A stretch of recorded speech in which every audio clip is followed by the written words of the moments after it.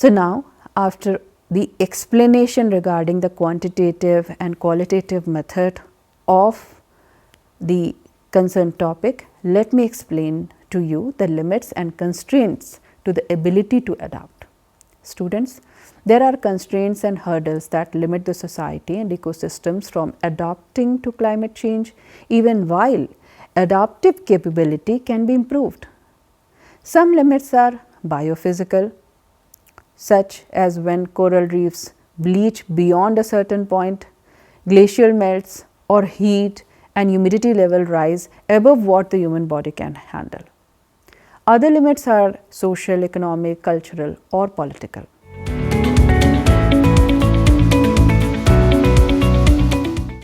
So, students, now let me take you to the climate resilient development, adaptability, and equity. The country which are excluded from socio-economic groups often face larger climate related problems than other because they are less able to adapt, have less say in decisions, and have less access to adaptation funding and services. To make individuals more resilient to such adversities, investments need to be made in public goods such as water, infrastructure, early warning systems and health services, as well as social protection, livelihood, diversification, education, gender sensitive policies and inclusive governance processes. International climate finance mechanism, capacity building programs and technology transfer agreement under bodies like UNFCCC are to help with these kinds of activities, at least in theory. There are still issues concerning how well they work, how easy they are to use and how effective they are. The idea of climate resilient development that is mentioned in the recent IPCC report analyzes that climate action, sustainable development and poverty reduction must all move forward at the same time.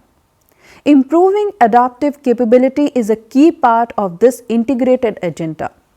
For geography students, this involves looking at adaptive capacity not just as a technical feature, but also as a process that is different in different places and is politically disputed.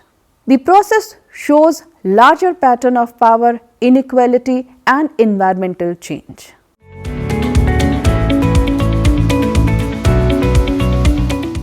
Now, let me also explain to you the linking adaptive capacity which is related to the course tool and different types of methods.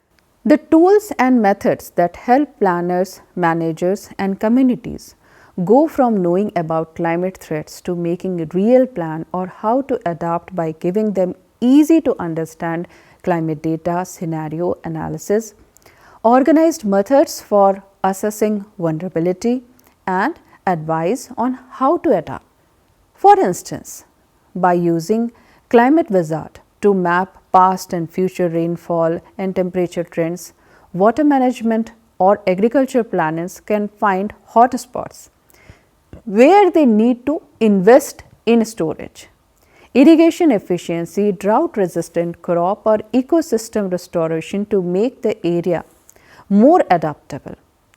The Adaptation Wizard's 5-step process, which include getting started, assessing current and future vulnerability, identifying options and monitoring outcomes, also help organizations systematically build their own capacity to respond to climate change.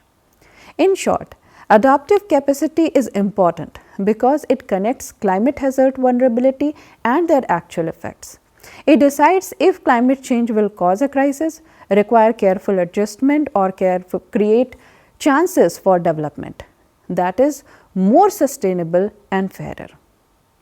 Students, for geographers and other students, dealing with adaptive capacity requires combining points of view from both physical and human geography, using tools and assessment carefully and understanding that creating capacity is both a technical as well as social and political process.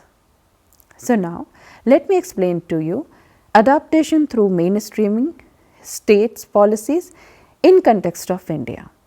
Students, Climate adaptation has been incorporated in the government policies and programs in Indian state in terms of agriculture, water management and disaster preparedness. This mainstreaming helps streamline the process of adaptive planning in a more sustainable fashion through harmonizing development planning with climate targets. It has been combined with a strong local governance, stakeholders interaction and science policy interaction, facilitating agriculture resilience and climate vulnerability of millions of people who rely on livelihoods. Now I would like to take you to Bangladesh and describe you the adaptive capacity of Bangladesh. You may be knowing about mangrove sandy coastal restoration.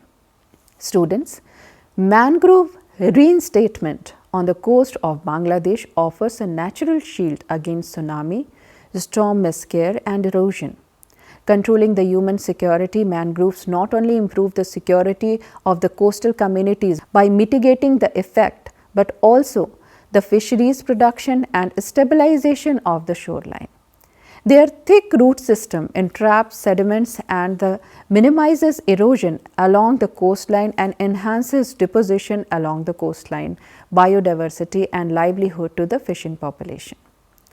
Now, I would like to cite example from Africa, and I will cite Rwanda, where solar powered is used as an adaptive capacity. The project in Rwanda is solar powered Kisox.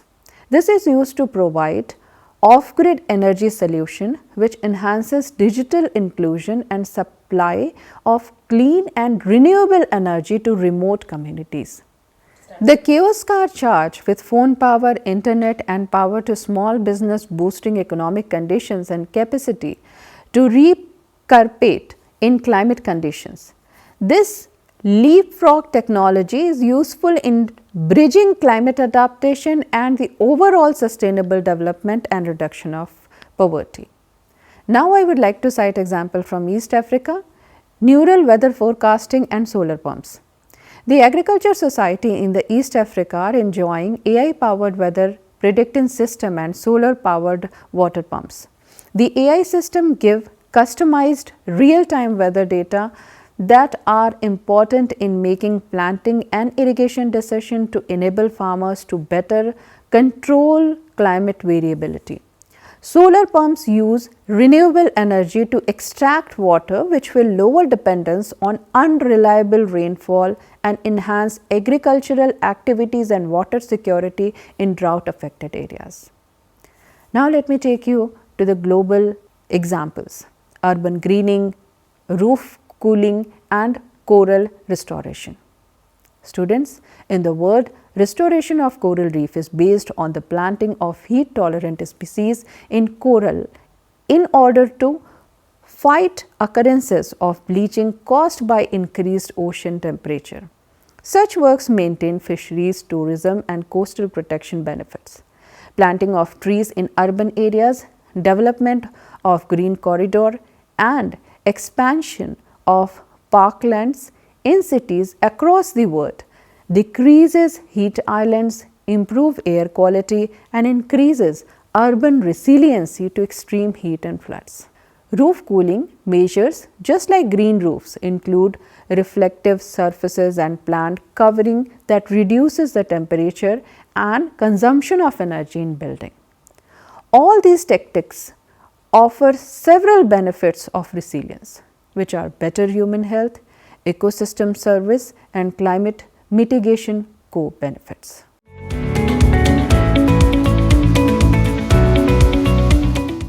So students, with this the chapter is coming to an end.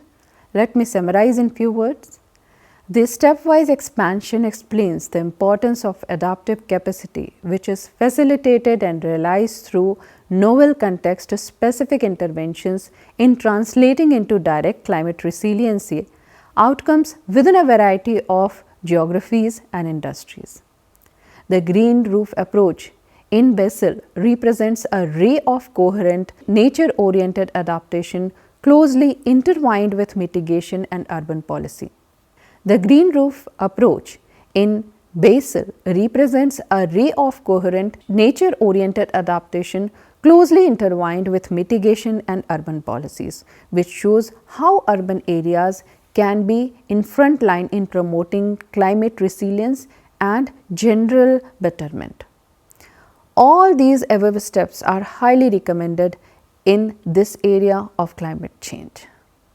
With this, I would like to end my lesson and suggest you a couple of questions. The first is, discuss spatial and equity variations in adaptive capacity across rural urban divides, gender groups and socioeconomic classes in India.